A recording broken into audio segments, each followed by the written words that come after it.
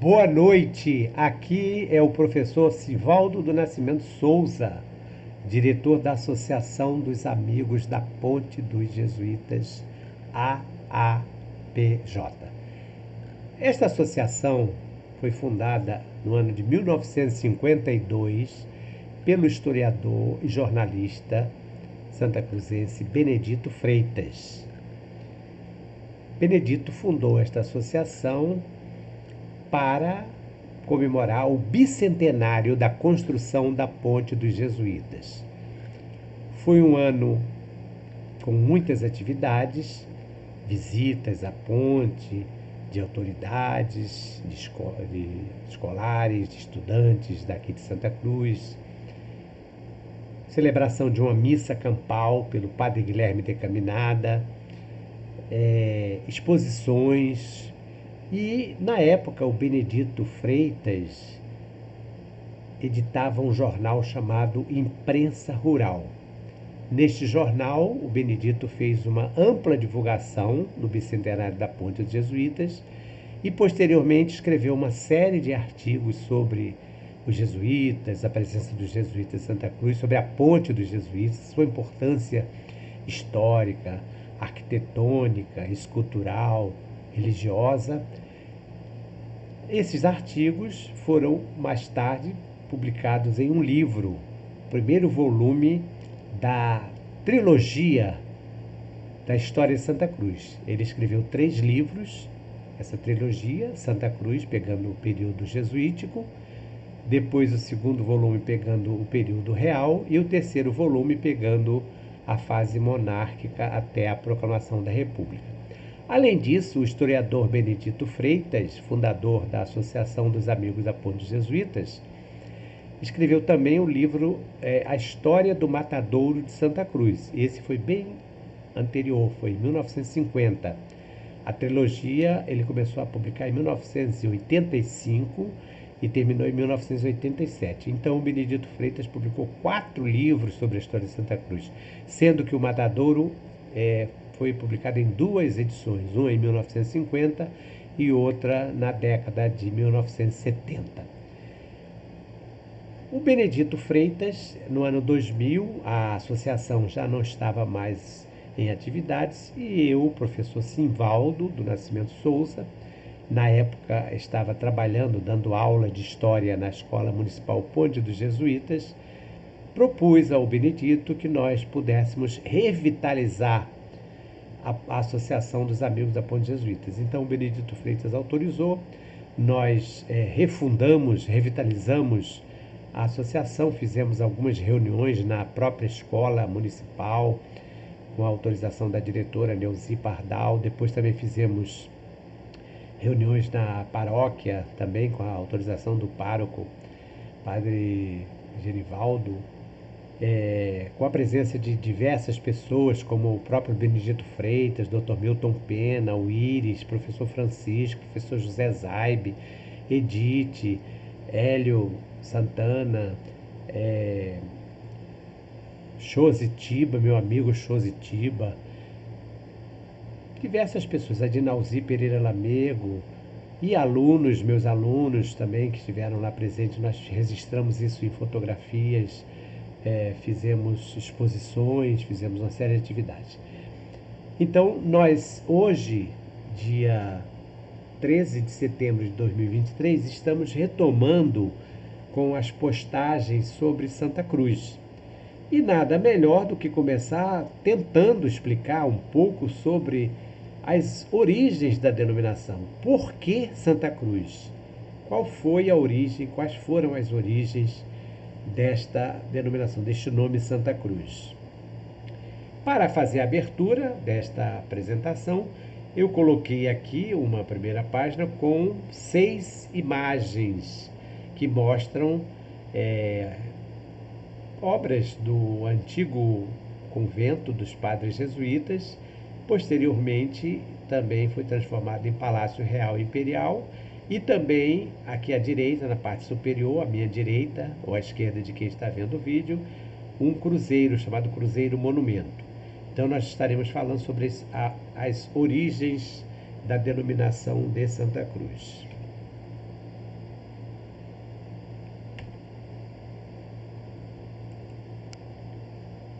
Aqui nesta primeira imagem, que é um desenho aquarelado de autoria de Pedro Henrique da Cunha, de 1790, vejam bem, finalzinho do século XVIII. É a imagem mais antiga, pelo menos dentre as que eu pesquisei, mostrando como era Santa Cruz. Este desenho aquarelado ele vem anexado ao manuscrito que aqui em cima tem o título, que é o título gigantesco: Notícia curiosa e proveitosa em benefício da Real Fazenda, sobre o princípio que esta do passado e presente Fazenda de Santa Cruz, que foi dos denominados jesuítas e hoje incorporada na Real Coroa. Este é o título, vejam que é um título grande, né? E este manuscrito, ele se encontra na seção de manuscritos da Biblioteca Nacional do Rio de Janeiro. Eu estive fazendo pesquisas, encontrei esse manuscrito, é um livro ao maço, com mais de 300 páginas manuscritas de um lado e de outro, né? Verso e contraverso, né? E ele relata, esse Pedro Henrique da Cunha, ele relata toda a situação, as circunstâncias da Fazenda de Santa Cruz. O que eu quero chamar a atenção em relação à postagem de hoje, que é sobre as origens da denominação de Santa Cruz, é sobre o cruzeiro. Se vocês observarem aqui na parte central, quase próxima à porta do convento, bem na direção da porta principal do convento, vocês podem observar que tem um cruzeiro pintado aqui na cor preta, né? Porque era um cruzeiro de madeira preta, que o historiador José de Saldanha da Gama mais tarde vai fazer referências a esse cruzeiro, que foi colocado então ali na frente pelos padres jesuítas. Então essa seria, digamos assim, a origem, uma das origens da denominação de Santa Cruz. Observe também nesse desenho aquarelado, de um lado direito e do lado esquerdo, as casinhas, as senzalas dos escravizados, que eram duas alas de senzalas, uma chamada Limoeiro e outra Pacotiba. E lá em cima, ao lado do convento, da parte esquerda, também na parte direita, tem algumas dependências, porque a fazenda ela possuía diversas oficinas, possuía também um hospital, uma hospedagem, uma capela, uma residência também do superintendente, uma residência do capelão. Então, nós temos aqui na parte inferior do desenho, se vocês observarem bem, aqui tem umas legendas manuscritas. É claro que o desenho não foi ampliado, mas aqui vocês podem observar que tem toda a descrição de cada uma dessas partes deste desenho que mostra, vamos dizer, a origem do cruzeiro que deu o nome Santa Cruz. Mas é importante assinalar, observar, acrescentar que antes da construção deste convento, que provavelmente teve início em 1729 ou um pouco depois, ele foi construído, terminou a construção em 1752, conforme tem lá uma data lá no pórtico, né? O pórtico lavrado em cantaria, né, granito, tem lá 1752. Então, bem antes disso, os jesuítas, ou antes mesmo dos jesuítas, o primeiro dono, o primeiro proprietário português de Santa Cruz chamava-se Cristóvão Monteiro. Esse Cristóvão Monteiro, ele era um capitão-mor, ele foi o primeiro ouvidor-mor do Rio de Janeiro. O ouvidor-mor é uma espécie de juiz, era uma espécie de ministro da Justiça daquela época. Então, o Cristóvão Monteiro, ele foi proprietário porque ele fez a solicitação ao rei de Portugal, alegando que teria ajudado a expulsar os franceses do Rio de Janeiro, juntamente com Estácio de Sá, Mendes de Sá, isso em 1565, no início da segunda metade do século XVI. Então, obteve como prêmio uma doação da Sesmaria de Guaratiba, que pegava exatamente uma parte da fazenda de Guaratiba, posteriormente a fazenda dos padres carmelitas, da ordem do Nossa Senhora do Carmo, e parte de Santa Cruz. Com a morte do Cristóvão Monteiro, ele deixou um testamento chamado Legado Pio, que significa uma herança com um certo cunho religioso, deixando como um destino de doação para os padres jesuítas. Falecido ele, a dona Marquesa Ferreira, que era a mulher dele, a viúva dele, dona Marquesa Ferreira, aqui era o nome próprio dela, não era um título nobiliárquico, né? Marquesa, duquesa, condessa, né? Baronesa, nada disso. Era Marquesa, o nome próprio de dona Marquesa Ferreira, atendendo o desejo, o último desejo do seu falecido marido, doou para os jesuítas uma parte da Sesmaria que correspondia exatamente a Santa Cruz. Com o passar do tempo, os padres jesuítas, interessados em acrescentar e ampliar, estender as terras da Fazenda Santa Cruz, foram fazendo permutas, trocas, inclusive com Catarina Monteiro, que era filha do Cristóvão com a dona Marquesa, e a extensão da fazenda foi ampliando, de sorte que pegava desde a Sepetiba, né, desde o litoral de Sepetiba, no caso seria o limite sul, até o norte de Vassouras, até uma área chamada como Serra dos Matacães, lá em Vassouras. Isso norte e sul, sul Sepetiba. Pegava de Guaratiba, onde hoje tem uma marca lá na ilha de Guaraqueçaba, que nós inclusive estamos fazendo um projeto para visitar essa ilha, conhecer essa marca, fotografar, registrar, da ilha de Guaraqueçaba, em Guaratiba, até Itacuruçá. No caso, separando as terras que pertenciam à Ordem dos Carmelitas, como eu falei, Nossa Senhora do Carmo, com dos jesuítas. Então era uma fazenda vastíssima, chamava-se Fazenda de Santa Cruz, depois passou a chamar Fazenda Real de Santa Cruz, Fazenda Imperial de Santa Cruz, quando veio a proclamação da República, Fazenda Nacional de Santa Cruz. Então, o nome do cruzeiro está relacionado com esta fazenda.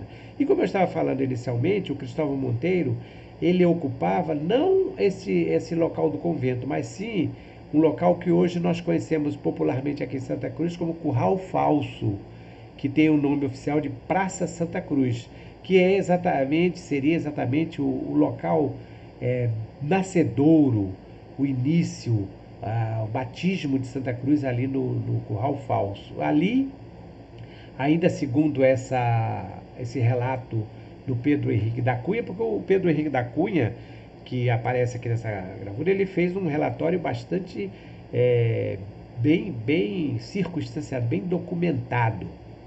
E o Pedro Henrique da Cunha, nessa notícia curiosa sobre a Fazenda Santa Cruz, ele fala da existência de uma ermida, ou seja, uma pequena capela lá no Curral Falso, e claro, a capela existia também um cruzeiro, lá no local onde hoje existe uma igreja chamada Igreja Nossa Senhora da Glória, que tem uma praça muito bonita lá e está acontecendo agora uma ampliação da estação do BRT, que vai modificar toda aquela região ali, vai descaracterizar completamente aquilo ali.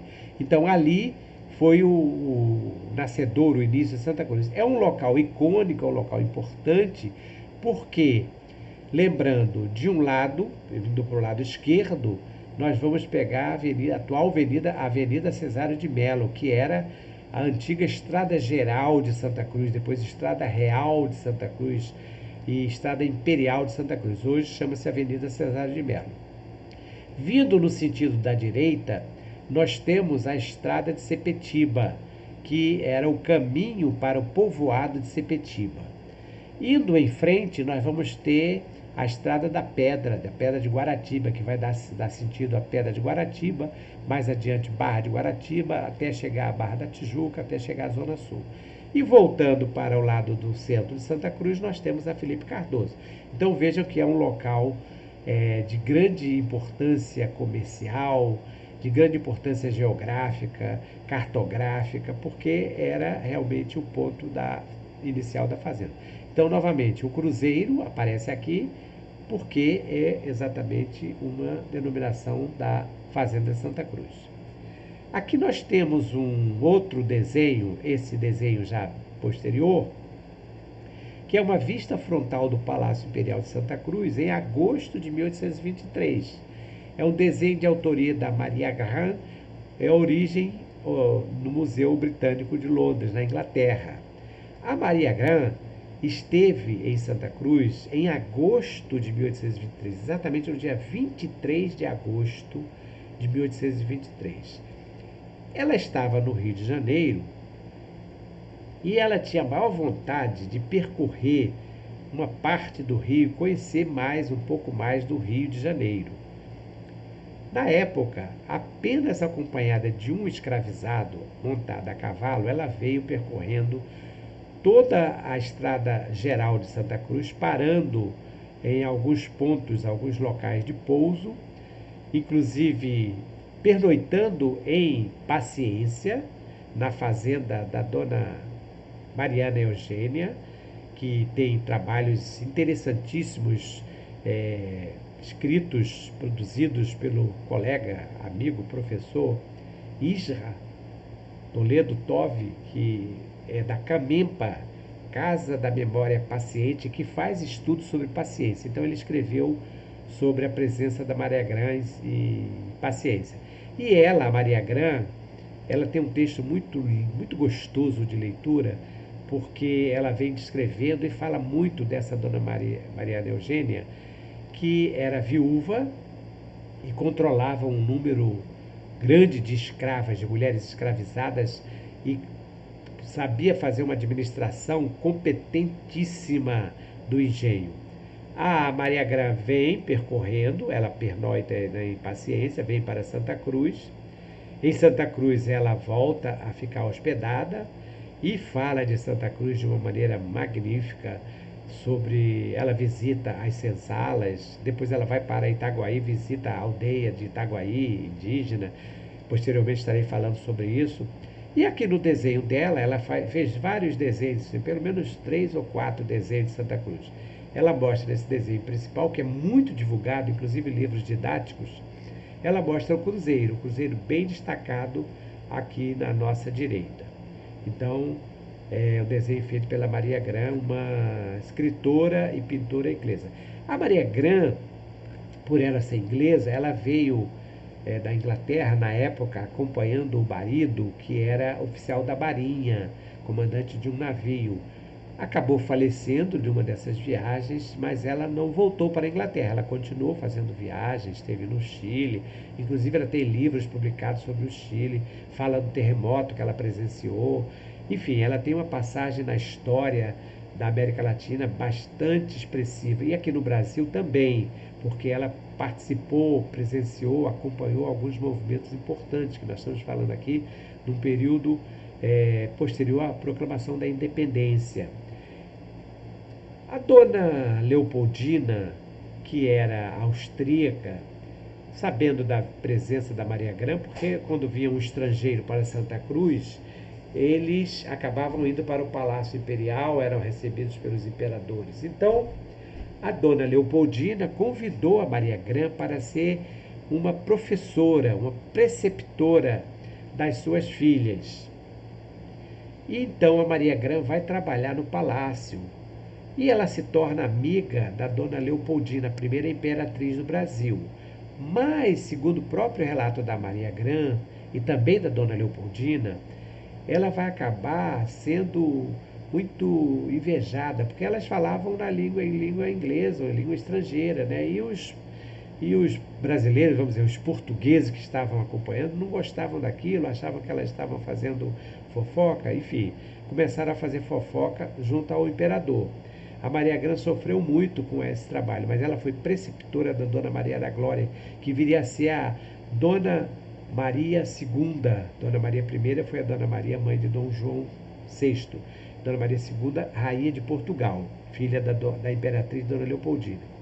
A Maria Grant, então, depois ela volta para a Inglaterra e depois se casa novamente. Então aqui nós temos o desenho mostrando o cruzeiro que dá o nome de Santa Cruz. Esse trabalho aqui, do Palácio Imperial de Santa Cruz, é uma aquarela de autoria do pintor francês Jean-Baptiste Debré, cerca de 1825. Não tem uma data precisa, Provavelmente Debré esteve em Santa Cruz em 1825. O Debré faz uma espécie de desenho cenográfico. Você observa que há uma cena da chegada aqui à direita, na parte central, da chegada de uma carruagem puxada por parelhas de 4 cavalos, né? E tem lá na frente um cavaleiro, né? Era provavelmente chegada de Dom João ou Imperador Dom Pedro I. Observe que nas senzalas tem algumas mulheres escravizadas transportando alguma coisa na cabeça. E aqui, naquele primeiro plano, na descida, são os batedores, aqueles que acompanhavam. Depois tem uma outra carruagem, porque quando o rei vinha para Santa Cruz, ele trazia uma série de objetos, alimentos, porque ele passava aqui semanas, Dom João VI passava semanas em Santa Cruz. Então, novamente, observe o cruzeiro lá na parte central, né, bem próximo à parte central do prédio, que agora já é Palácio Imperial de Santa Cruz, né, em 1825, e as senzalas distribuídas aqui. É um trabalho, digamos assim, eu considero um dos mais bonitos, talvez o mais bonito de Santa Cruz, e também o mais representativo também, né? É importante esse trabalho do Debré. O Debré, Jean-Baptiste Debré, ele veio em 1816 junto com outros colegas que faziam parte de uma missão artística francesa, que foi convidada, vamos dizer, foram todos eles convidados pelo rei Dom João para criar no Brasil uma Academia Imperial de Belas Artes. Então o Debré fica aqui até 1831.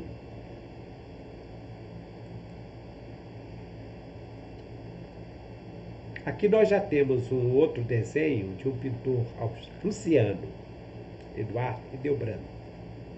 A Prússia era um país independente, atualmente faz parte do território da Alemanha. Observe que o cruzeiro, esse trabalho aqui já é um trabalho mais realista, né? Mostra as senzalas de uma forma mais realista. E o cruzeiro também aparece de forma bastante rústica. Eduardo Delbrand teve aqui em 1844, já no Segundo Império, e ele fez esses 2 desenhos carvão, né? Muito bonitos. Vocês observam que o cruzeiro aparece novamente. Novamente o cruzeiro, aqui já num trabalho posterior, de 1848, de um desenho feito pelo coronel Conrado Jacote Niemeyer. É um desenho que aparece junto com a planta coreográfica da Imperial Fazenda de Santa Cruz.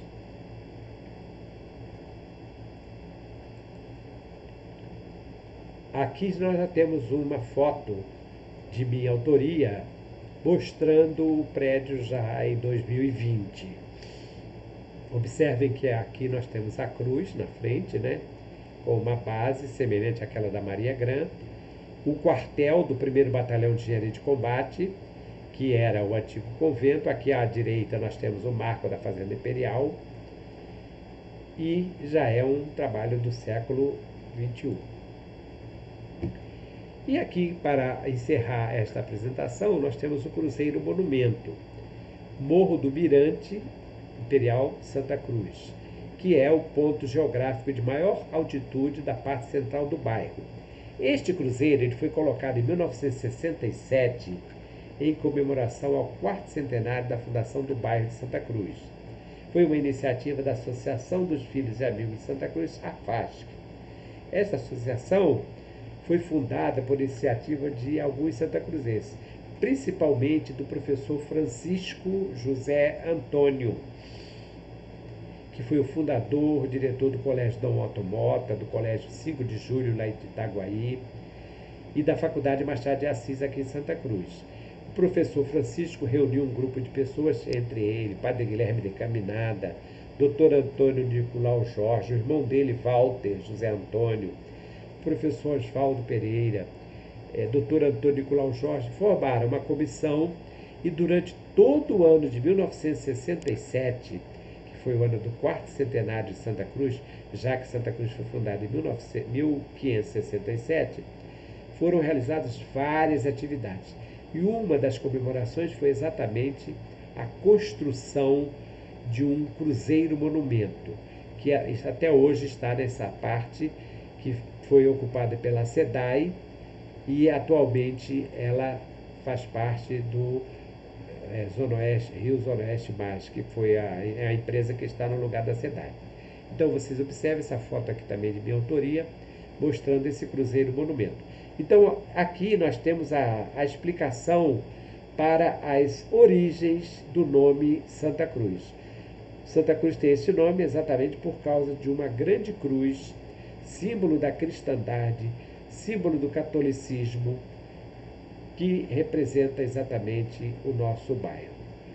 Boa noite, um abraço e até uma próxima apresentação. Aqui quem falou foi o professor Simvaldo do Nascimento Souza.